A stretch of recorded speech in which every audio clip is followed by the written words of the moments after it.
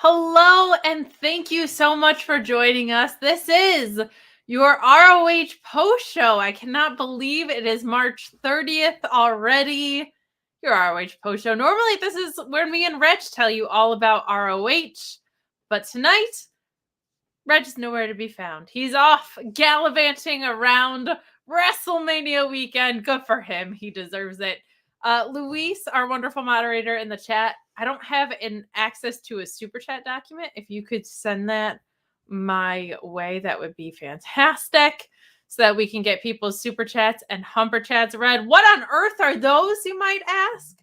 I'll tell you what those are. A super chat and a humper chat are both ways that you can get your question or statement read on air. Humperchats.com. Let's Fightful keep a little bit more of the pie, which we always appreciate. So if you are able, I know their interface is a little bit wonky. We appreciate you sticking with it because we get to keep more money that way. Or super chats you can send right here, right on YouTube. We also encourage you to subscribe to FightfulSelect.com if you're able to. Lots and lots coming out of there. News on a WWE sale and how Vince McMahon might be affecting the process. We had a huge CM Punk update, which already feels kind of obsolete because who knows what happened with his Instagram story, what the status is after that. But yeah, we've got a lot going on. Overall, I just want to get your initial thoughts on the show. What did you think of tonight's show? It was a great go home for SuperCard of Honor. There was some hype. I thought so too. Fire up and down this one. I thought so too. Yeah. This was a whole bunch of fun. Again, Louise, I don't have access to our shared doc. If you could send it to me, that would be fantastic. But I thought this was a super fun go home as well. We're gonna get into every match that we had on the card tonight, but we're also gonna talk about SuperCard in general. I think there's a lot of exciting possibilities that can happen here. I think that it's very possible Eddie Kingston is walking out as your next ROH champion. I think that the TV title match could go either way too. Any thoughts on SuperCard before we dig into the full card tonight? It's stacked. Like, it's supposed to be WrestleMania weekend, and I feel like for me it's like SuperCard of Honor weekend. Just looking at everything we're gonna get tomorrow. Even the like non-standard ROH stuff. Like, one of the most exciting matches on the card is Vikingo and Commander. They're not even part of Ring of Honor, but like, okay, cool. Thanks for that treat there. Shibata versus Wheeler Yuta. Like, the New Japan. I'm liking the New Japan crossover that we're getting. Talked about that we'd be seeing Ring of Honor and New Japan have a pretty strong working relationship. Yeah, they kicked that. They're pulling out all the stops on that already. Like Shibata, Tanahashi. Wow. Yeah, we are absolutely loaded. It is kind of fun how WrestleMania weekend has become a full-on just wrestling weekend. So many independent shows running. I love that they've thrown SuperCard into the mix here. But we're going to talk about tonight's episode, and then we will go in depth on SuperCard. Tonight we kicked off with Aussie Open. Mark Davis and Kyle Fletcher defeating Tony Nese and Ari Daivari. And what I thought was a really fun opener. I loved commentary. Ian and Caprice, I sing their praises every week. But them saying that, like, just getting into Tony Nese and how he almost has no shame. Like, I loved that they just talked about how arrogant he is. But and Ari Daivari, they keep stressing that he's the richest man in wrestling, but he was an athlete first. Like, I like that they don't undercut his ability on commentary. Ultimately, though, we have Aussie Open going over the varsity athletes, winning with the Coriolis, of course. Aussie Open looking great here. I'm intrigued to see if they stick around the ROH division or if this has just been a really nice run for them in America. If they were just there for the tapings and sticking around for this ladder match, I think they could be a possibility to win. I think they could be a possibility to chase. I feel like Top Flight is going to take home those titles. But as far as what we saw tonight, what did you think of this opener?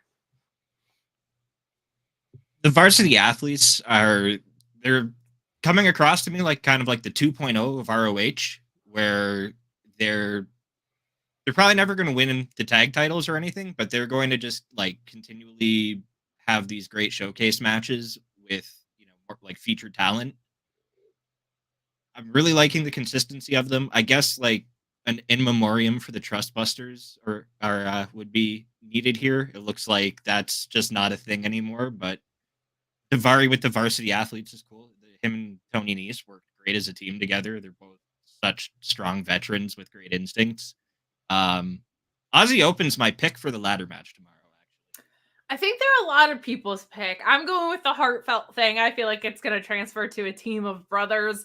I also feel like Top Flight has been a trio on the AEW side with AR Fox. AR Fox kind of got rented for the 6-man angle. I think Top Flight is going to be back to tag team competitors. I think they're going to be holding down the fort as the ROH tag team champions. But what's really fun about this SuperCard is I feel like for an establishing pay-per-view, your first pay-per-view in the new era, it's not as predictable as you might have thought.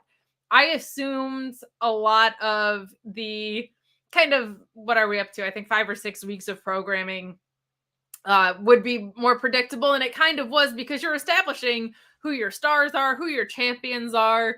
You knew Athena was probably going to come out on top in a lot of her matches. You knew Samoa Joe was going to stay consistent with his. So getting to showcase some really fantastic matches with rather predictable storylines going into the pay-per-view, I don't feel like it's predictable at all. I wouldn't be shocked if a lot of these matches went anyway. We're going to talk more about that later, but I agree with you. A really, really fun start to the show with this.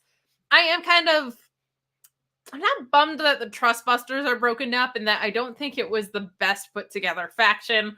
Parker Bordeaux, obviously, I went on to do stuff with Mogul Affiliates.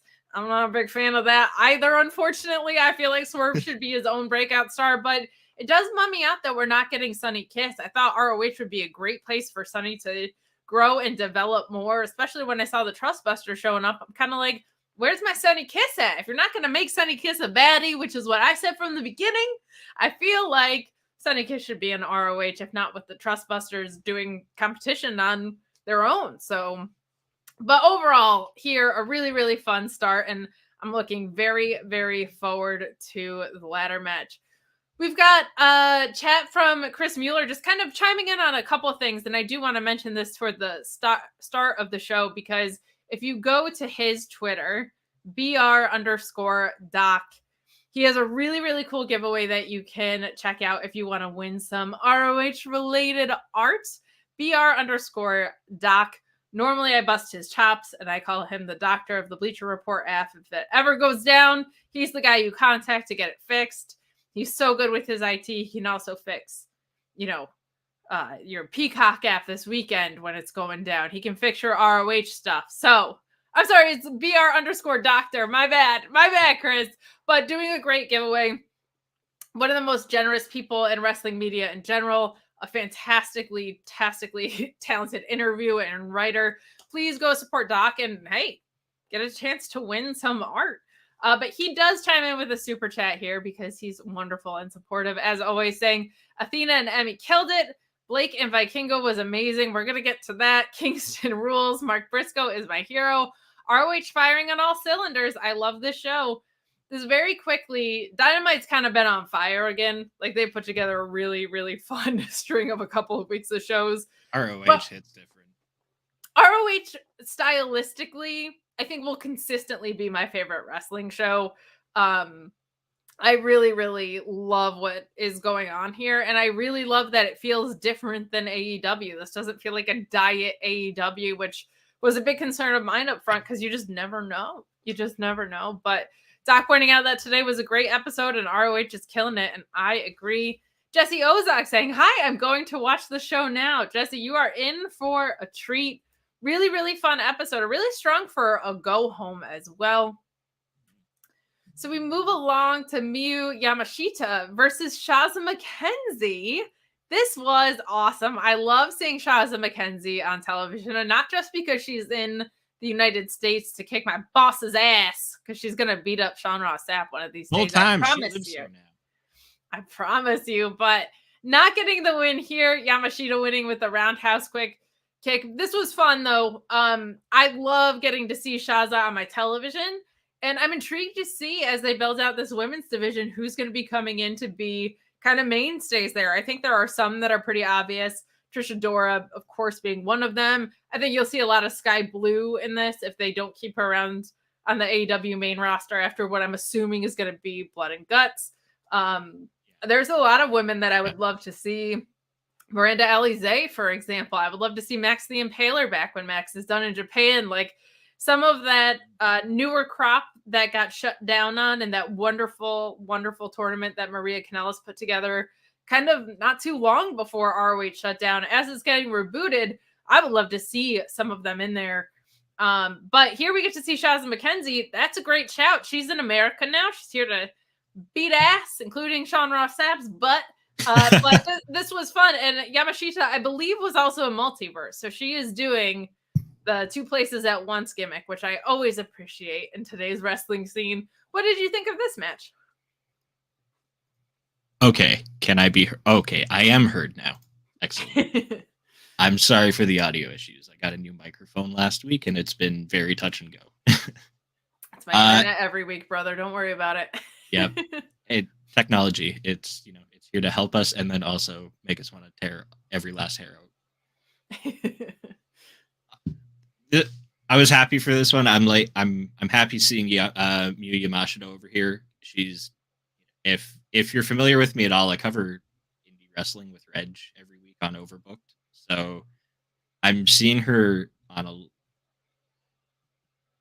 I'm seeing her on a lot of shows coming in and out, and she's constantly working indies over here. So to see her in ROH was really great for me. I'm always down watching Miyu Yamashita kick people's heads off. I love her and Malachi Black in a black mass off. There you go.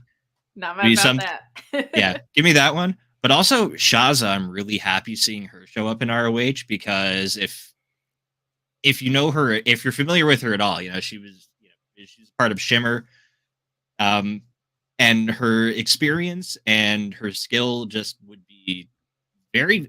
If ROH is also going to be building up like some newer talents, then having someone like her around in Ring of Honor would be, I think, very beneficial to anyone that they're trying to kind of build up and get some more experience with.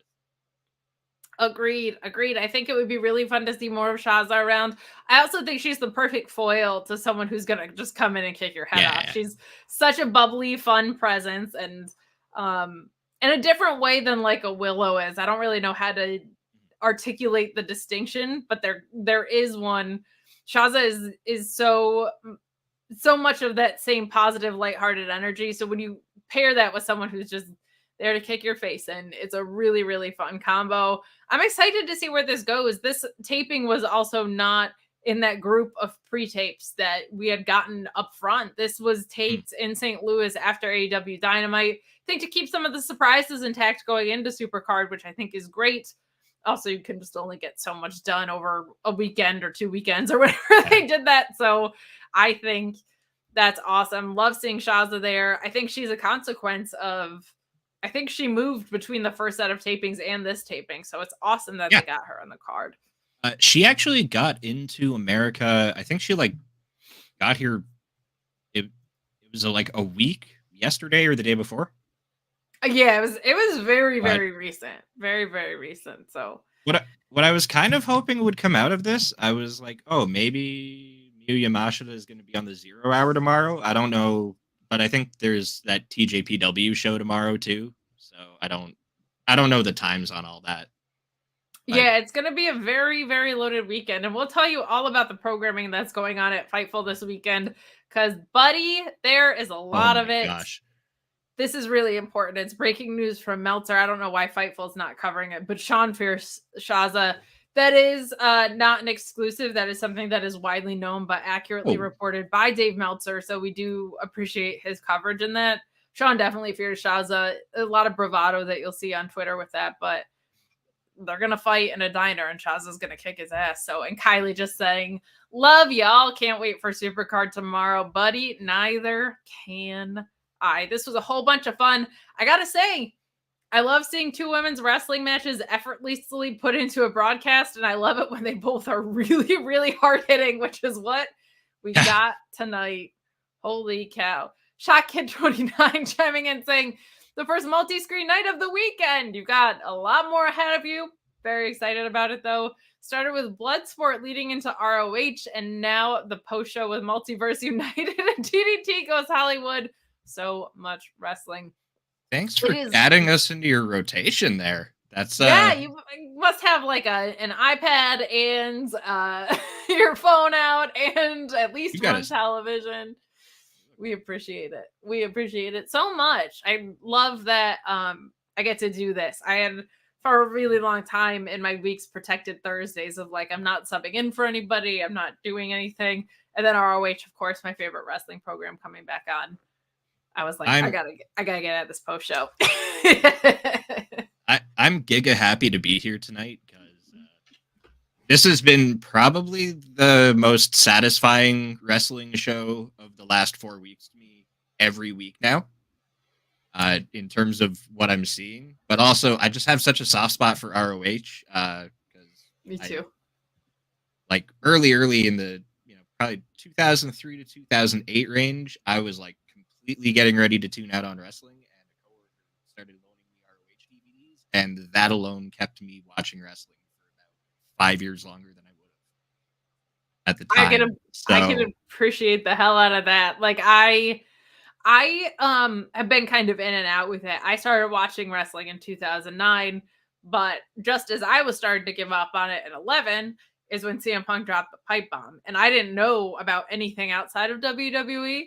So when he was like, maybe I'll go back to New Japan, maybe I'll go to Ring of Honor, I was like, well, what the hell are those places? And then I went and I dug in, and because it was on my radar more, I saw what the Elite was doing in ROH, and I was one of the few people that was watching it right before it shut down, because what you're seeing now with kind of this more sports-based presentation, with the extreme commitment to logic with wrestlers who are more character-based than gimmicky-based, they were doing that in a 1 hour format with wrestlers that I really liked, some of who I can now call friends, like people that I really, really wanted to see on my screen.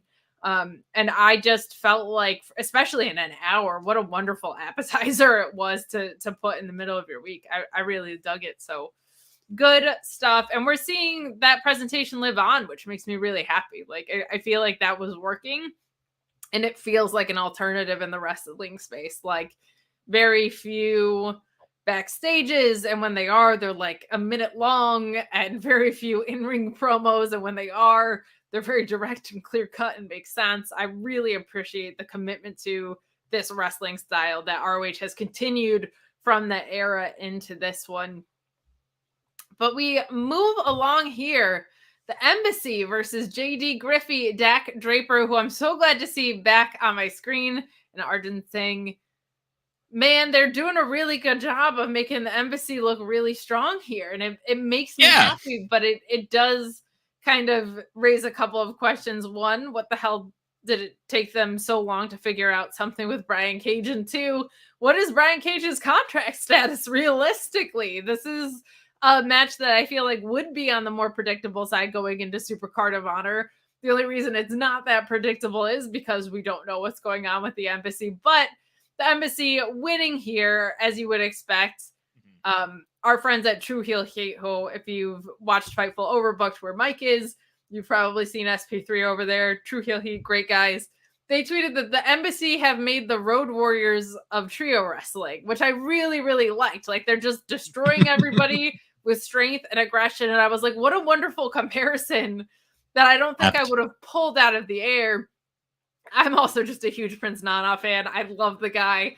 I think this is a thing that's really working. I just don't know how long it's going to stick around, but a good match here. And also, we've seen that Shane Taylor Promotions has an eye on some of his former friends in Shane Taylor Promotions that are, of course, in the Embassy. But a fun match tonight. What did you think? Well, interestingly, too, JD Griffey was on the losing side of this match, and he teamed with Shane Taylor at Final Battle against the 0 hour. Was it the 0 hour? I can't remember right now. Yeah, I believe it was. It was on the 0 hour. Yep. Yeah. So the Embassy. Okay, so like with the trios titles or the 6-man titles tomorrow, I feel like the results of that match are obviously heavily dependent on what Brian Cage is doing. Yeah, and I think it's tough too, because even if he's out, I feel like they have to still have them win and then run an angle, because the other side of that trio, while very skilled and believable champions, are kind of just thrown together. You had AR Fox in a completely different trio 2 weeks before you started airing ROH, so I think that's the way that that's gonna go. I feel like it probably does go to the embassy, but fun stuff tonight. Really, really good, just clean wrestling show. I really appreciate the way that they approach things. But one thing our wonderful moderator Luis, who is just the best and a year older and wiser as of Wednesday, said that JD and Shane were on the main card against Swerve and Keith Lee. Duh, that's right. Super, super fun stuff that they have going on. Oh, that's what it was. Shane Taylor Promotions too really had a lot of really wonderful momentum when ROH shut down, but when it did, everybody kind of got splintered and went to different places. So I would love to see Shane Taylor as a focal point in ROH. I really liked the work that he was doing with those 6-man titles. Would love to see him reform either his boys or some other boys to be the leader of a faction. He was doing really compelling work, in my opinion, before that shut down. So I'd like to see O'Shea Edwards back to just destroy people. Definitely. O'Shea Edwards, phenomenal. I have noticed over the last few weeks, like Kaun and Liona have been like kind of bearing more of the load in the embassy's matches. So they were monstering it up here in this one too. Yes. Maybe I can definitely see them sliding into more of like a tag team role if we do lose Brian Cage. But yeah, the trio on the other side of like Blake Christian, Metallik and AR Fox. Selfishly, I love watching Blake Christian singles matches. That's the other thing. I don't know if Blake Christian is someone that needs to be in a trio. He's someone that is versatile enough that he can work with just about anyone. But I think you're going to want him kicking around. I think you're going to want him in that TV title picture at some point. There's a lot of really compelling work he can do outside of there. I'm also very interested to see where Dalton Castle and the boys end up. To me, they were very obvious, like they're going to be in that trios division and in ROH. That 6-man title is something they should be sniffing around. They already lost here. And much like Willow Nightingale, I'm wondering if they end up being on the main roster. Dalton Castle is, in the most wonderful way, surprisingly very over whenever he comes out. And I say surprisingly because I just didn't know how many people were either aware of him, or is it just a thing where people are so bought into what he does from the second he comes out? I'm not sure. But he's getting huge pops. And I think that's kind of what happened with Willow. I think they thought Willow will be a stake in that ROH division, but she became such a star in such a quick amount of time and so heavily involved in what was going on the AEW side of things. It really looked like she was lining up to be that ROH women's stronghold, that tentpole wrestler there.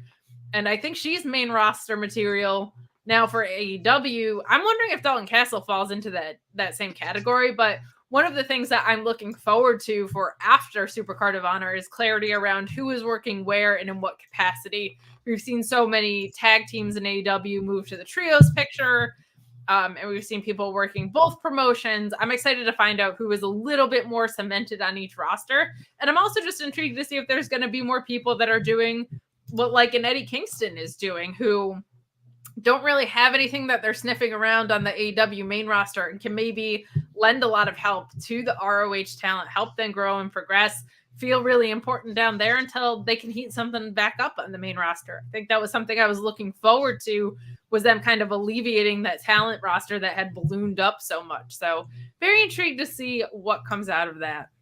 Absolutely, 100%. Dalton Castle's so special. He's definitely like, TV personality, 100%.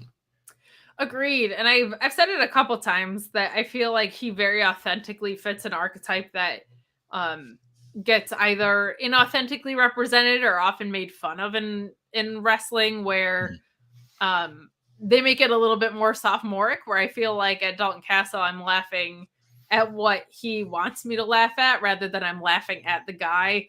I feel like pretty deadly in NXT is something that they've righted the ship on. But when they first came over, it was more like they were poking fun at some of the wrong things.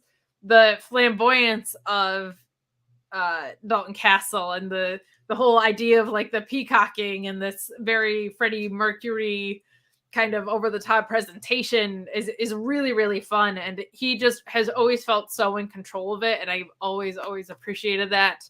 Stay limber, baby chickens. Dalton Castle is coming for a hell of a run, I think, in the very, very near future. We move on to another match that, man, just a hell of a lot of fun.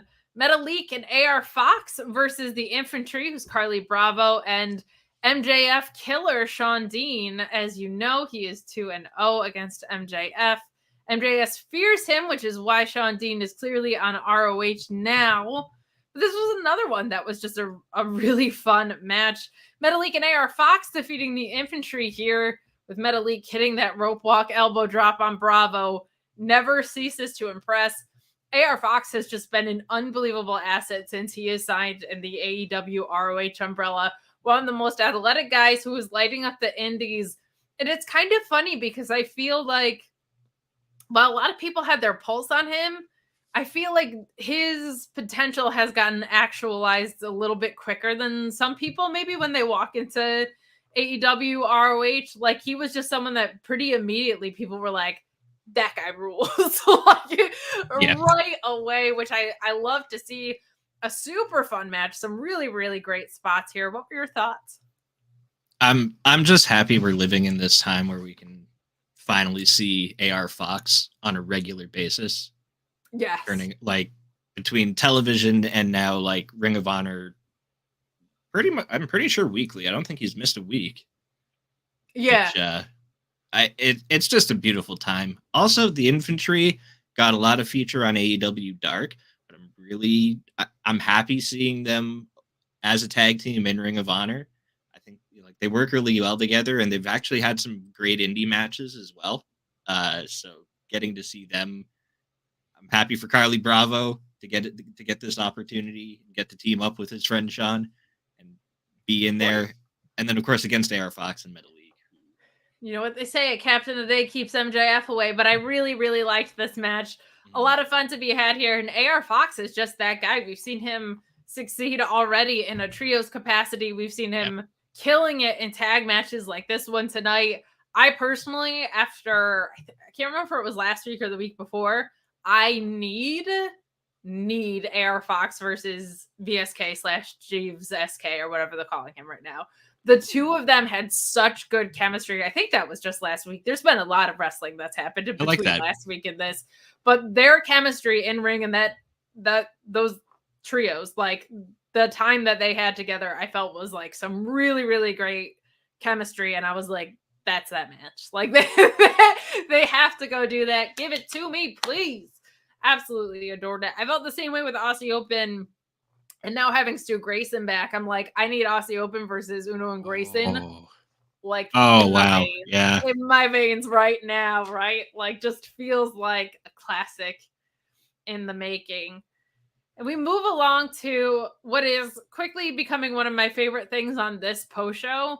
Athena versus anyone seems to be the things that we get the most super chats about. And I love that from the bottom of my heart, because this is some of my favorite work I've ever seen out of Athena. Loved her as Ember Moon. I really liked her as a face when she came in with her awesome wings and doing the O face and like crushing it.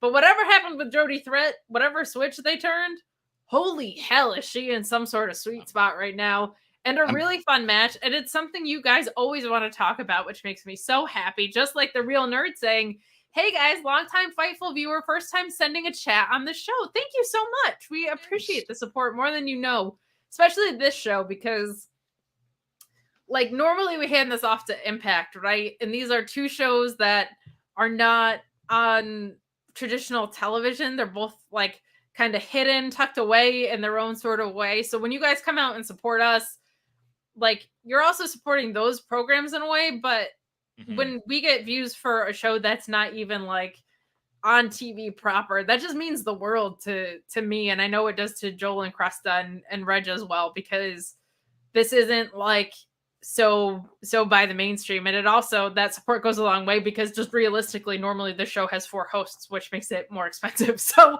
the more support we can get, the better. We really sincerely appreciate it, because this is like my favorite thing to talk about. But so thank you for the chat in general. Really enjoyed tonight's show. The match between Athena and Emmy was so great. Yes, it was.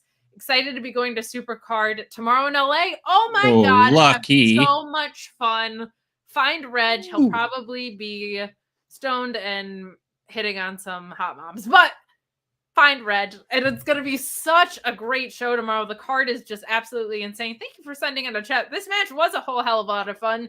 Shame Monster saying, seriously, Emmy and Athena killed it. Yuka's oversized jacket fit is a mood. Can't wait for the Falling Goddess versus the Magical Girl. OTK sign Pink Striker. I'm very intrigued to see who ends up in this ROH women's division, because there's a lot of talent that we saw before that doesn't have a home, and there's a lot of talent that is also kind of right there. And there's a lot of talent that we've seen reoccurring on Dark. I would love to see, like, I think Danny Jordan is still unsigned. I would love to see like a Danny Jordan sign up, or whoever, like people that we saw as mainstays. But I loved a lot of this match. We saw 2 really hard hitting women's matches, as I kind of alluded to before, and these 2 women beat the hell out of each other. Athena's whole presentation too, man, with her hair the way it is, like with the shaved sides, and she's coming out and she's getting up in the referee's face after matches, because at that point there's nothing that the referee can do about it. She wins here with the crossface to retain the title.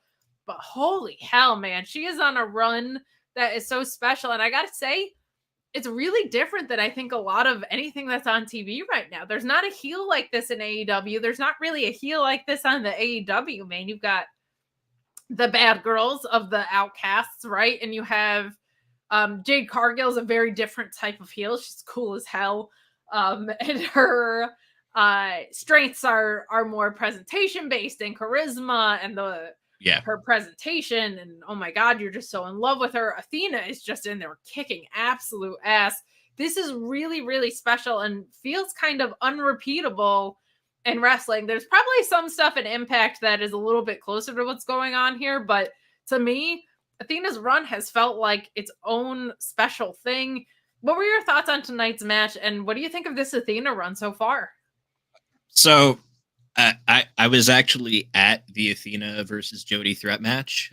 Because no kidding. Jody Threat, who is signed to Impact, it sounds like, so that absolutely rules. Good for her. Absolutely. That was the Canadian debut for AEW when they were in Toronto. So I finally got to get an AEW show in. So that match was on Dark. And, Canada's responsible for a lot of great things. Pea meal bacon, maple syrup, decent beer, federally legal cannabis, Don Callis. And I think our greatest accomplishment, though, might be the Athena versus Jody Threat match happening in Toronto and sparking this like vicious streak out of Athena, where she's essentially like a one-person Blackpool Combat Club when she's in the ring. She's just beating the daylights out of everybody viciously too, like no holding back, full heel. It's amazing, and it's kind of cool because being there for that match, it didn't feel like that to start the match, and then they just kind of had like this one exchange, and then the whole match like flipped and turned into this what we kind of are seeing now. Although the way it's evolved over time, like from that point onward, honestly, I think Athena's run has been one of the most fascinating and fun to watch in like all of wrestling as a whole. Big time. And I just keep wanting more of it. Like every week for Ring of Honor now, it's like I can't wait for the Athena match. It really is. And like, it is the thing we get the most chats about. RH saying, simply put, Emi Sakura is a living legend and Athena is building a legacy. I love the way you phrased that. SuperCard of Honor is shaping up to be the show of the weekend. Buddy, I agree with you. I'm also going to call this out because I agree. I absolutely adore that Ian and Capri sign off by saying happy wrestling every week. It makes me happy. It really does. And it's kind of like a double because usually ROH is something that I absolutely love. So then when you say happy wrestling on top of it, I'm like, it is happy wrestling because I really liked everything I just saw. Ronald Hollick saying, happy wrestling to all, thoroughly enjoyed ROH. Go home and expanding my horizon with the DDT now. Very nice. A lot of people going to find out about some additional outside wrestling this weekend, which rules. Love to see Miyu get in ROH. She has Hugger Bailey appeal with Claudio's strength and Joshi. I love that. All right. Nice comparison. I'll take that combo. Really, really fun stuff here. Really fun stuff and a great way to go home, too. I really liked it. Emi Sakura has been kind of quietly, I feel like, a little bit of an unsung hero with everything that's been. Jamie Hayter match, too. Ooh. Jamie Hayter, for sure. For sure. Like, Emi's been just killing it and helping other wrestlers as they come along and then rising to the task whenever there's someone who's like already kind of at that point. Matthew Makovsky saying, I'm going to be there tomorrow. I'm so effing hyped. Y'all should find each other. Wrestling is for friendships. Don't let people marking out on Twitter like getting all tribalistic and weird fool you. Find each other. Find each other. It's my favorite thing when I hear that people have connected through wrestling. Absolutely do it. Go say hi to Reg too, for real. I joked before, but like those guys love to talk to you. Some people get like a little weird about not wanting to bother them. Reg is really fun to bother. I promise. Go say hi. It's really good stuff. Yeah, do your best to meet your wrestling connections though. Like meet up at shows. It's I've got it coming in June. I'm so excited. Hell yes. Hell yes. So we got Dralistico and the Kingdom defeating Top Flight and the Lucha Brothers in another. Holy hell, what a fun match. I don't know what I can say about Roosh that I haven't said week over week, but he is the one that picks up the win here with the bullhorns. This is just one of those going a million mile an hour, hard-hitting absolute blasts of a match. I really, really liked it. I feel like I sound like a broken record, but this was a whole hell of a lot of fun. I think a lot of people are learning what Mike Bennett is capable of, and that makes me really happy. Not the biggest Matt Taven gal in the world. Nothing like wrong with him by any means. Just like as a matter of taste, he's not like the guy that I connect to super hard. There's a lot of people who do, and that's awesome. He's still a great wrestler. He's put on a lot of really great matches. His cage match with Vincent, like probably a year before they shut down or so, was one of my favorites. But to me, like Mike Bennett is just having some really, really standout matches since he's come over to AEW and ROH. Roosh, man, he's one of those guys that I hope they figure out where he's going to stick around. If it's going to be in ROH, awesome. If it's going to be in AEW, great. But like he just keeps putting on. I'll say it. I'm going to go into Sheamus mode. Banger after banger after banger. Again, another one, just like we were talking about, like with AR Fox. Solo matches, trios matches, tag matches. Doesn't matter where you put the guy. I hope he gets on like a clear path that is storytelling driven soon, because like I love watching him just go a million miles an hour and be a train wreck, but I really, really want him to have something to dig his teeth into.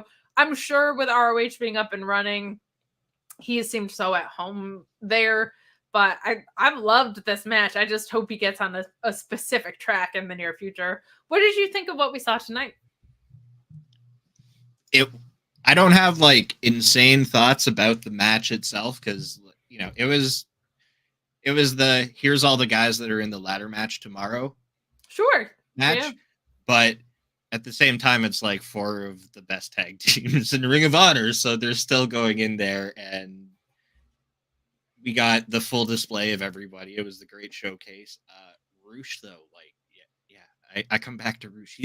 He's just that guy. out of the whole crop of free agent signings that they've had, I honestly think that Roosh is like got to be top 3 out of everyone they've ever signed as a free agent. I don't know if I would list him as a top 3, but I can't argue with it. Like I can't say like that is categorically, like, substantively not a based opinion. That is definitely like a super fair thing. For everything they've got out of him, it's just like the Danielson match alone. Like, oh man, insane. And then knowing that not only is he going to do great things with Dralistico and LFI, and then like who knows what Andrade is going to do when he comes back, if they're going to I don't know if Andrade knows that. Yeah. Yeah, that too. Like but if he ever comes back, like there's that they could go back to. How much he's capable of as a singles wrestler. He was one of the last ROH world champions, prior to right before Bandito. Yes. So I'm just excited for the ladder match tomorrow. Now I have to see all these teams in a completely unleashed, everything goes scenario. Agreed. It's gonna be incredible. Auntie Collins saying supporting the show, love AR Fox. Well, Auntie Collins, we freaking love you. You're the best. So I hope you're doing well and you're wonderfully supportive and oh my God, you're so cool. And you're really hot and you're my best friend. How about that? The world. We are going to take a quick reminder break here to remind you to subscribe to Fightful Select. Tons and tons more coming out of WrestleMania. Sean right now, as we speak, probably is doing a ton of interviews. But let me tell you about the content that you have coming up the next 3 days on Fightful. Tomorrow you're going to have me and Kylie from Fightful Overbooked as well. We're putting the Fightful Overbooked crew over to this week, and I'm loving it. We're going to have me and Kylie doing the SuperCard of Honor post-show, which I'm extremely excited about. You're going to have Robert D. Felice, Dude Felice, and Alex Cardoza doing your SmackDown AEW Rampage post-show. Normally my post, I'm handing it over because I'm obsessed with ROH and I want to do the SuperCard post. You're also going to have Alex Pulaski doing Sour Graps. He does a SmackDown review while doing an AEW Rampage watch-along. Check that out, especially if you like viewing things through a completely different lens than a lot of people do. He is somewhat hypercritical, but never without context and never without really interesting booking alternatives. He has one of my favorite minds in wrestling. So check him out there. Saturday, you're going to have me and Alex Pulaski, who I was just talking about, doing your NXT Sour Graps post-show for Stand and Deliver. That is shaping up to be awesome in ring-wise. I have my suspicions story-wise, but that should be a whole bunch of fun. You're also on the Fightful main channel, of course, going to have your WrestleMania post-show, which Sean will be back for, but you can catch me and Alex again behind the paywall doing WrestleMania Night 1. Same deal with WrestleMania Night 2. You'll have the Fightful Select post-show with me and Alex, and you will have Sean and a co-host on the main. So tons more coming your way. I'm guessing the Grapsity guys are also going to be on Fightful at some point this weekend. I don't know when because they are all in town, which is super fun. Wrestling is for friendship. Happy wrestling, y'all. So tons of content coming your way. And also keep an eye out on Fightful Overbooked, where you can catch this feller most of the time. But we've got watch-alongs there. You're going to have Kate and Joel Call It in the Ring on Sunday, probably around noon Eastern. We'll recap night 1 of WrestleMania and preview night 2 for you there as well. So that is your mid-show plug, skis. Sorry to shove them down your throat, but I just want you to know we've got so much happening here at Fightful. Orion Ben 666 saying, what could have been with Andrade? Roosh rose above. Well, he's injured too. I mean, if there's anything that we've learned, it's that backstage skirmishes happen. So I don't know if that's going to feel like a big deal or not. I feel like he's actually someone that has a real leg to stand on when he says he feels like he's been misused. If he feels like he's been misused, like that guy's been misused. He's an outstanding wrestler. I feel like he has a way higher ceiling than WWE or AEW has gotten him. And I'm intrigued to see what happens if and when he comes back. We will see. We will see. And let's ask this more optimistically. What could still be with Andrade? 100%. And you know what? I think some time away in breathing room is a really, really good thing. So, don't believe speculation and hype about silly stuff. People get in fights, they move on. We move on to what was a really great segment with Mark Briscoe and Samoa Joe. I love Samoa Joe as a heel. I love Samoa Joe as a face, but damn, do I love this guy as a heel. He's talking about how Mark Briscoe is out there disrespecting him. Come on. This is just delicious stuff. Who has a problem with Mark Briscoe in this world right now? Nobody. He talks about being one half of the tag team champions here, but that this weekend it's all about his singles championship. It's his destiny. I love what he's going for here. I wouldn't be totally surprised if he ended up going over. I think it's very possible you could lean into the feel good moment here, but yeah. I don't know. I feel like Samoa Joe's got more great work to be able to do with this title. What were your thoughts on the segment? I love how quick and clean these promos are, man. Yeah, it's really it's reminiscent of early 2000s ROH. We get like a really dope match in the ring, and then we get like either a quick little backstage or we get a quick little in ring, and then just more matches. But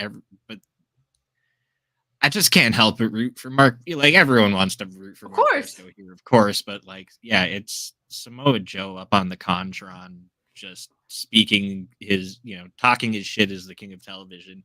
King of television Samoa Joe it's too good. I selfishly want to see a lot more of it. But I'm so undecided for this match. I'm being pulled in two completely different directions. There's like the angel on my shoulder that's just like, we all want to cheer for Mark Briscoe. But yeah, Samoa Joe has such an eloquent way of demeaning people. He really does. This king of streaming services now, I think, is been a really, really fun run. And there's so many ways you can go with it because Samoa Joe he kind of feels like Eddie Kingston in that he can just walk into anything and make it feel personal and important and feel like an imposing figure and really threatening. They could run it back with Hobbs on the main roster. They could throw him in a non-title feud very easily. I just feel like Samoa Joe has so much to offer as a mid-card champion on your developmental program. Like the things that he could do for up-and-coming wrestlers who could fight him. Not that Mark Briscoe can't. This one is one I could think could go either way, but a ton of fun here tonight. These promos are great. You mentioned something that gave me like a nice light bulb in my head, but you said the name Eddie Kingston, and I would be pretty damn cool with Mark Briscoe freeing Samoa Joe of the TV title, so Samoa Joe could be Eddie Kingston's, first heel challenger for his ROH world title, perhaps. That could be super fun. Alex Pulaski also offered the reverse booking of that, where Eddie Kingston loses the world title picture and goes after Samoa Joe for that mid-card title. Which that doesn't make me mad either or. I just want to hear them talk to each other. Right. Yeah, there are some promo battles that are just waiting in the wings here that I think are going to be delicious. Oh, man. This is one of my favorite things that we have seen in ROH so far is Wheeler Yuta in this pure title run. We got a new pure belt, which looks awesome. He defeated Leon Ruffin tonight in a really fun match. I am obsessed with Wheeler Yuta's ability to take a rule that has fundamentally more rules and continue to cheat around those additional rules. He wins with the Cobra Clutch crossface here. Tons of nods to Shibata, which was so much fun. This was a really fun match. It wasn't the best match of his reign so far in this rebooted ROH. It didn't need to be. The point was to tell Shibata he was coming for him, and this was great. He put over Leon Ruffin too, saying that like he did his best. He gave him a good fight, but he's coming down the mountain for Shibata, who we got to see. I think this has just been some of Wheeler Yuta's best work. I've said week over week, I feel like he seems extremely comfortable in the pure rules context. He seems more comfortable on the mic here than I've ever seen him look ever from the time I've seen him wrestle. This is just good stuff for Wheeler Yuta in ring wise, in the pure context, heel Blackpool Combat Club, calling out Shibata, just fantastic professional wrestling on my screen. And I just like him growing week over week, like just really good promos and very natural. And I think it's because he's a guy that sincerely really likes being a pro wrestler, and a lot of ROH is about being a pro wrestler. That is just a delicious combination right there. What were your thoughts on this match? I thought Leon Ruffin had a good showing, but this was about Wheeler Yuta tonight. I think honestly what you were just saying really lends to how Wheeler Yuta is so good at bending but not breaking the pure rules. He and boy does he bend them too. Yeah, like him showing this like more aggression and arrogance in his wrestling style with this match, especially with having a smaller opponent like Leon Ruffin. Like he just dominated him with a wrist lock for a good couple minutes to start the match, which just kept shoving him back down with it. It was really fun watching, kind of like sort of play with him a little bit, and we got a little bit of hope for Leon, but obviously, yeah, it was pretty quick work. Wheeler's just technically amazing. Him and Shibata is. I was wondering who he was going to kind of call out for the peer title, just because looking at his title defenses really within the division, it's like him and Daniel Garcia have been like the two. He did have that, there was that, there is like Josh Woods waiting in the wings too. But hell yeah, there is. That was like which also so and we we saw Josh Woods and Takeshita in the week of ROH, so it's like it's not the Josh Woods we've been seeing in AEW for the last year. This is Josh Woods unleashed. And, Josh Woods also, there's just a natural story there. He was holding the pure title when ROH shut down, so exactly we took it from him last year. Exactly. So it's there's history to play off of there. I would love for them to run it back. I would love for Josh Woods to win it back.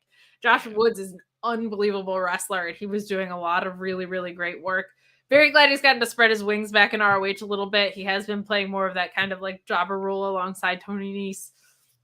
So very, very happy to see that. But yeah, agreed, this was a lot of fun. But that's one of the things I am salivating. Excuse me. That I'm salivating for most. Yeah. What I was trying to say for this SuperCard. What a special thing that Shibata can even wrestle at all. Never mind fighting in a pure rules match on a rebooted ROH. That rules. First ROH appearance since 2017, Luis tells us. Because Luis rules as a moderator. He's researching. He's looking stuff up. He pulled up our SuperCard of Honor card that we're going to go through later. But before we do that, we got a couple more matches to get through. I want to shout out Luis because he's my birthday bro. Oh, no shit. All right. We shared the date. We shared the date yesterday. Right on. Happy belated. I didn't know that. That's awesome. I'm 35 now, and it's terrifying. You are 21 plus some other years. Okay. That's what we do here. 20. Oh, okay. Perfect. What the hell was this next match in the best possible way? Oh, man. El Hijo del Vikingo. I know I sound probably as fluent as our moderator, Luis, defeating Blake Christian in a match where Vikingo might have won, but really the fans did. Holy hell, was this a lot of fun. Luis also said in our notes here that he needs Caprice calling all of Vikingo's matches from now on. Caprice and Ian, talk about it every week. The best duo in pro wrestling commentary for me. Kevin Kelly is also right up there as far as commentators go. The Impact crew, who we normally hand this off to, they've got a great commentary thing happening there, which they didn't for a really long time, in my opinion. So nice to see. Caprice assigning the proper weight of how the hell does this guy do itness to everything Vikingo did in this match. And boy, did he do a lot. He eventually won with the Hurricane Rana pin, I believe. But there were just an insane amount of spots that not only is he so athletic, but like they're all super creative for the most part. Like that's what blows my mind is they aren't just like, wow, look at him execute this move. It's all very inventive offense. Blake Christian also just unbelievable. Like a really, really great wrestler. He got to show off a lot here as well. This was just a super fun back and forth. We talk about how styles make matchups. sometimes when styles align and are pretty similar, that creates a whole hell of a lot of fun when it's this caliber of work. Completely agree with Luis, though. I loved Caprice on this. It felt like he was just adding so many layers of love to this. Love seeing Blake Christian shine here, too. He's been really great in ROH. He's had some standout spots, but this match right here, I don't want to say it was like a star-making performance fully, because I don't know if the context was right for it, but as far as work rate, Mike, holy hell, this was right up there. I can't believe they gave this away on free TV. Neither Kitty and Riccaboni and Caprice, which I loved them saying that. Really selling the pay-per-view on commentary with this one. What were your thoughts on this? I mean, just athletically mind-boggling whatever the hell match. So I'm going to circle back to, every Wednesday I talk about independent wrestling with Reg, and a name that that's been coming out of both of our mouths essentially since the show started has been Blake Christian. He got released from WWE in 2021. Oh my God. And he's literally just been on a ridiculous run around the indies. He's turned up in PWG, GCW, Warrior Wrestling, Progress, all over the place, and had amazing matches with everyone from Speedball, Moxley, Will Ospreay, Leo Rush, Takahashi, and I'm just happy to see him he's getting featured pretty prominently in Ring of Honor. He's had great matches every week on the show so far since the reboot. He's got a shot at the 6-man titles tomorrow. He was actually against Colt Cabana in the very first match of the Tony Khan era of Ring of Honor on the 0 hour to SuperCard last year. And I'm just, it makes my heart feel full and happy to see him now in the ring with literally one of the 10 best wrestlers in the world and holding his own really well. The match was insane. It was like watching wrestling on the moon. There was no gravity. Just the cheats got turned on. Everyone is off the mat for as much of the time as their feet are on it. Yeah, they were basically flying, so that was a whole hell of a lot of fun. And it's perfect. It's perfectly okay when, as you're saying, when styles clash, but it's just as good still if the styles match. And sometimes the best story of the match, sometimes a good story for a match only needs to be watch us defy physics for 20 minutes. I just wish there were some vignettes. Just kidding. We're not going down that road. No, but guys who can do what Vikingo does, they don't just grow on trees. There's not a surplus of Vikingos in the wrestling world. Certainly not. Let's just appreciate him while he's here and the insane shit that he can do, and then the way he can elevate everybody in there with him too. Agreed. And then after this, we also get Blake Christian attacking the embassy backstage. Mm-hmm. Fun stuff as we lead toward that 6-man, but the most fun stuff in the whole wide world for me. As an Eddie Kingston stan, we got Eddie Kingston defeating Christopher Daniels in our main event, and it was a fun one. Loved commentary putting over Eddie's wrestling ability. They said, he can do more than just beat ass here. He was mat wrestling. He was doing some really, really good stuff. He does ultimately win with 2 straight spinning back fists. A really, really fun match, but we all know what this is leaning toward. Claudio coming out after. We get a nice little face-off. Kingston wants to do it right now. He doesn't even want to wait till the pay-per-view, Mike. Nope. But Kingston cuts a promo and vows to win the ROH title at SuperCard. Loved this. Loved him talking about the mentorship of the people that have held the title. Talking about that title lineage always makes it feel so important. This feels like Eddie Kingston is acting differently. This feels like Eddie Kingston's character is making a choice to focus on the title and not the people that are getting his goat. I really, really like it. Arrogant prick Claudio fucking rules. Yeah. Absolutely, absolutely rules. Because it's very easy to buy into. Because Claudio does seem really cool, and he is an ass kicker in the ring. And he looks great in a suit with his coffee and his sunglasses on. Like, it is such a perfect presentation for someone who they really kind of flitted around presentation wise in WWE. This feels just like they unlocked something that I've been waiting for years to see from Claudio. This is awesome. I think Eddie might go over. I wouldn't be totally shocked if he didn't, just because Eddie never goes over in these situations that I always want him to. So I don't even know if I can separate my bias, but it does feel like Eddie's acting a little bit differently, which I appreciate. This doesn't feel like he's getting pissed off at the jabs that Claudio is taking. He just wants to focus on winning that title. I love it. Anytime Eddie Kingston brings his mom into it, my heartstrings just get yanked out of my chest. He said Claudio met his mom, shook his dad's hand. There was a lot happening. Nobody sells me on a pay-per-view more than Eddie Kingston. And he also said, what was it? He was like, buy the pay-per-view or you're going to regret the shit out of it or something hilarious like that. I can't remember exactly, but between I think that, I tweeted it, but it was hysterical. Nobody sells me on a pay-per-view like that guy. He's like, oh, it starts in 8 minutes, buy the damn pay-per-view. Like, he just cracks me up.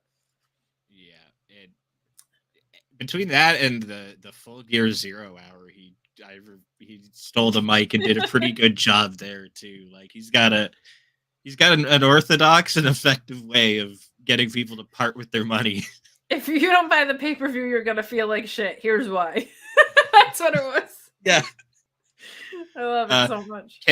Can't forget what's a diamond upside down. Walking. Oh my god! Fantastic way of walking around getting fined. Truly. See, he knows. He's like, I don't need to say the S word on television. I got this. I know what I'm doing. I'll go with the crowd into saying it instead. Got to take notes. That's how you don't get fined. That's right. Just get the crowd to say it for you. I'm just here so I don't get fined, like Marshawn told us. So that is the end of our show. We're going to run through the SuperCard of Honor card here. We'll give you a couple of predictions and thoughts on our way out, but this is also your last call for Super Chats and Humper Chats. Send them our way if you have any questions, if you have any thoughts on this upcoming card. Holy hell, it's looking like a good one. I like Claudio's new theme matching his like arrogant persona. It's not the like Andrew WK happy overture. It's it's a heel overture. It's more like sinister conqueror like. Delicious. I love it so much. So, your card. We've got the Reach for the Sky ladder match for the ROH World Tag Team Championship. The Lucha Brothers, Rey Fenix and Penta El Zero Miedo versus Aussie Open, Kyle Fletcher, Mark Davis versus La Facción Ingobernable, Rush and Dralistico versus the Kingdom, Taven and Mike Bennett versus Top Flight, Dante and Darius Martin. Just wanted to run down their names for people who might be a little bit less familiar with some of these newer ROH acts coming in or newer to other people who might be watching. I said I'm going Top Flight here. I think you go a lot of ways. I think it's very possible it's Aussie Open, like you had kind of said. I think this is going to be a hell of a match. I would love to see FTR introduce the new titles. They did say they're retiring the tag titles. Mm-hmm. Those should go with the Briscoes. Saw a lot of new belt designs tonight. A lot of new ones. It's a new era. It kind of makes sense. I would love FTR's presence there. I know they can't be in the match because they're probably going to win the AEW World Titles on Wednesday, or at least fighting for them. But I would love for them to be a part of the presentation just because the best tag matches, arguably of all time, were between these two teams. But you're thinking Aussie Open goes over here? Selfishly, only because I would like to continue twerking to their entrance every time they're on TV. If they're the tag champs, we'll see them plenty often. So yes, that although the Top Flight, for the brothers thing would also be pretty cool, especially because Top Flight, for all the like injuries and stuff, and it would be such a colossal W for them. And I've been really clamoring for something good to happen with them, and that AEW tag division is just so thick. I don't, hey, ROH is a great place that many have started. So Agreed. I would love for them to. I feel like they could get a really productive tag run in ROH. So I am here for that. We've got your ROH 6-man championships, the Embassy, Brian Cage, Bishop Kaun, and Toa Liona versus AR Fox, Blake, Christian, and Metallik. I'm going the Embassy here. It's hard to tell totally, but it just feels like for them to drop the titles, even if they held an open challenge. Like if Brian Cage was leaving, I would hope they'd at least like hold an open challenge and give it to a team that's kind of like a more established full team for that 6-man. Yeah. Your thoughts? For me, like if it was going to be a thing of, the Embassy's losing the belts, I feel like a more like established, solidified trio would be a better team to transition those onto. I don't know. Like I feel like the results of this match it literally all depends on what Brian Cage's plans are. It kind of does. We're kind of just waiting for the match to end and get an idea of what he's doing. Because outside of that, it's. And my hope would be too that he'd probably do business on the way out. I could see him, even if he does go on to WWE, which personally I think is actually a better fit. I could see him, sticking around for another couple of weeks because he's going into WrestleMania weekend. Like I don't think he showed up on Monday on Raw. So, we get a match that's just on the card because why the hell not? This is going to be a ton of fun. Tanahashi versus Daniel Garcia. I don't give a shit who wins this. I think it's going to be Tanahashi, but I more just want to see it happen. I'm so excited. Any thoughts here?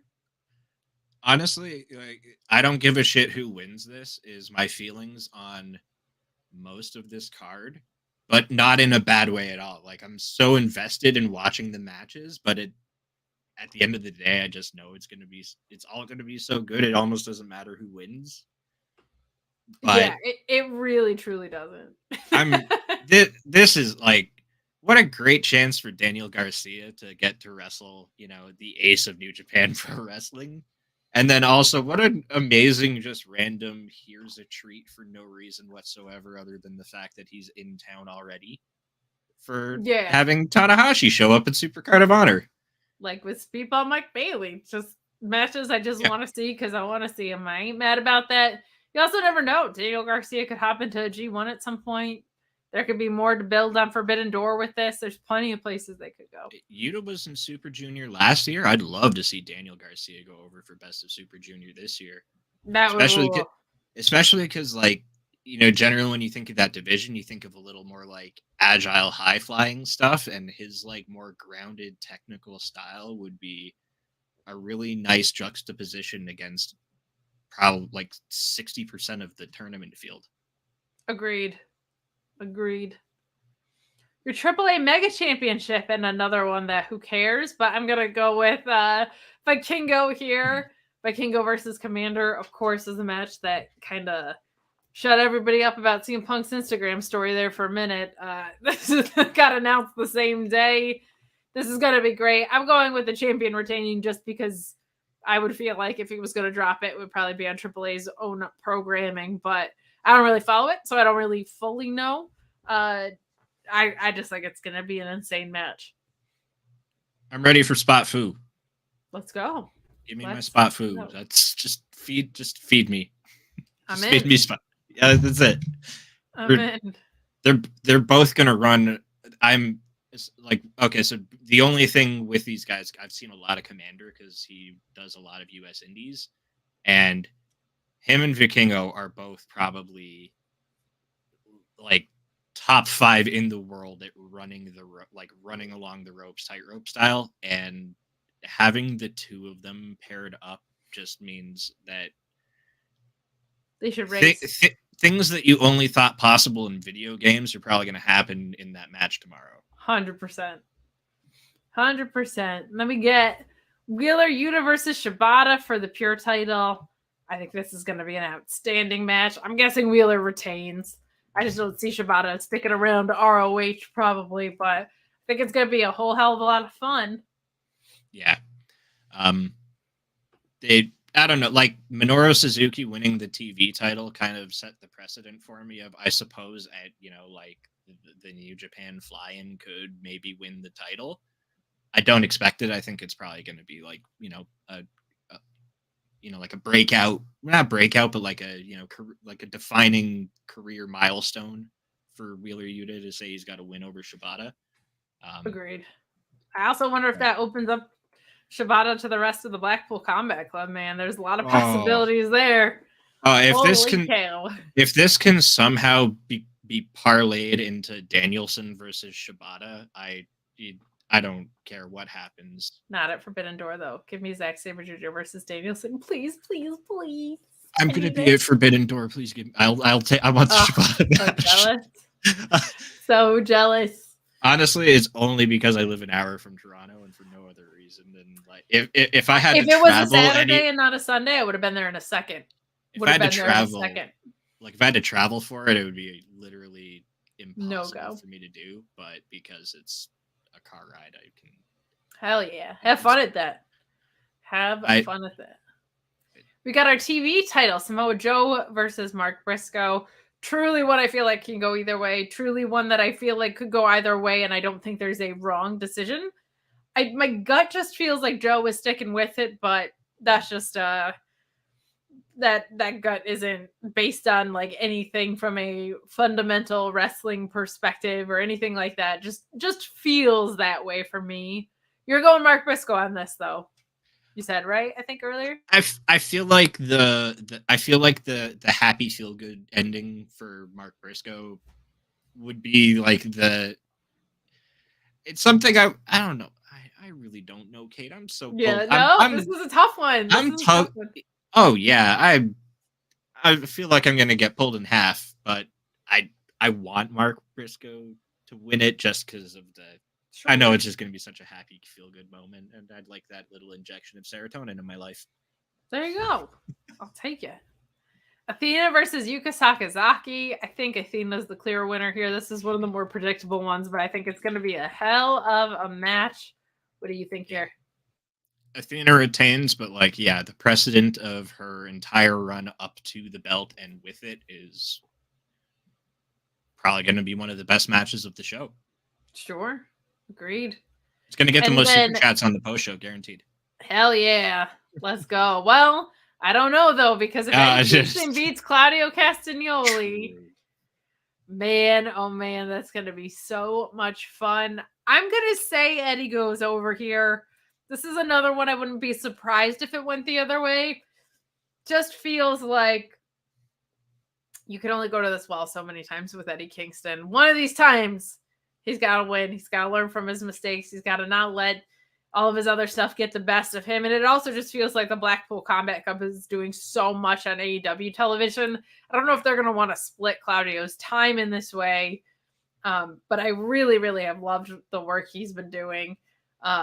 This just feels like the perfect version of Claudio for me. I'm so excited to see it. But Eddie Kingston has quit AEW. So he's an ROH now. I think it's his world title.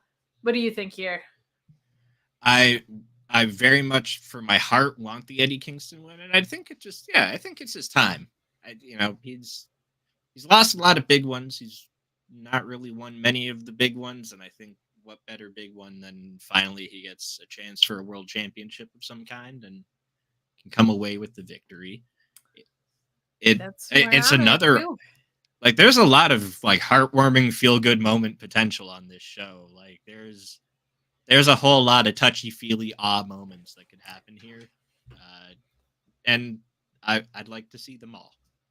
As would I. Also, Eddie Kingston. That brings us to the end of our card and the end of our show. Do want to remind you can tune into the SuperCard of Honor post show with me and Kylie tomorrow. That'll take place 10 minutes after the pay-per-view ends. Who the hell knows when that'll be? It's a Tony Khan pay-per-view, so these could go on a really long time, but very much looking forward to this card. Very excited to review it. We've got your NXT Stand and Deliver post show on YouTube. We've got nights 1 and 2 of WrestleMania on the main channel and at Fightful Select. So much great content coming for you. And we've got the WrestleMania SmackDown with your Andre the Giant Battle Royal on it and a whole bunch of other stuff. You can check out that post show on the main channel as well. Also, I'll plug our good friend, the Doctor, BR_Doctor on Twitter. You can go win some free artwork that is ROH related over there.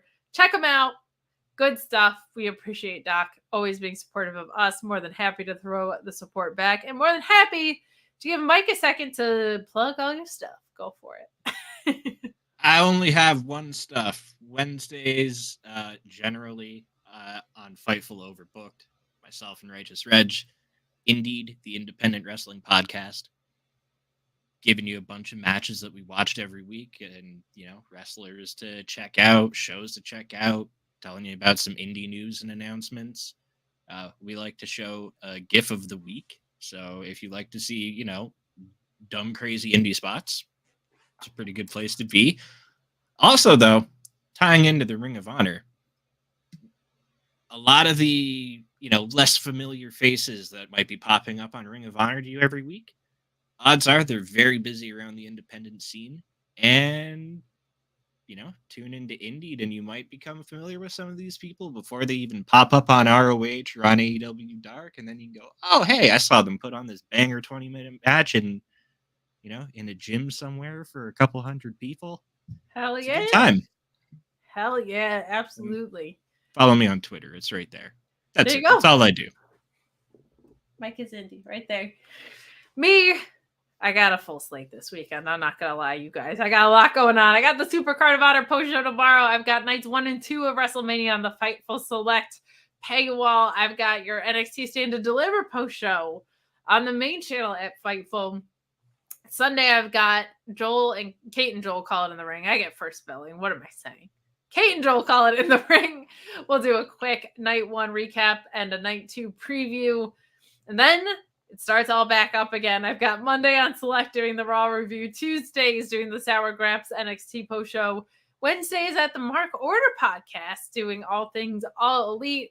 Thursdays right back here and Fridays back at AEW Rampage and SmackDown. But I'm also going to Excite Wrestling to do some commentary, and we're holding a media scrum. So get your Spindrift, get your muffins. I'm going to be hurt, and I'm old, and I'm tired.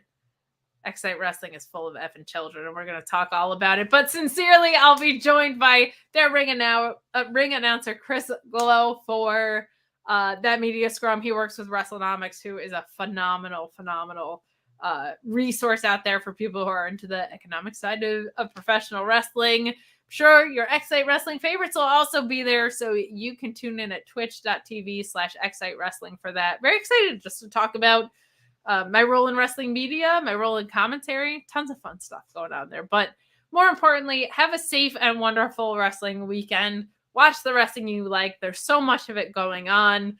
Hope to see you at the SuperCard of Honor post show tomorrow. To those of you who are attending shows, be smart, be safe, have a blast, make friends, say hi to people that you saw in the chat, say hi to Reg at the shows. Have a great and wonderful time, and have a safe and wonderful wrestling Phil's weekend. We'll see you guys soon.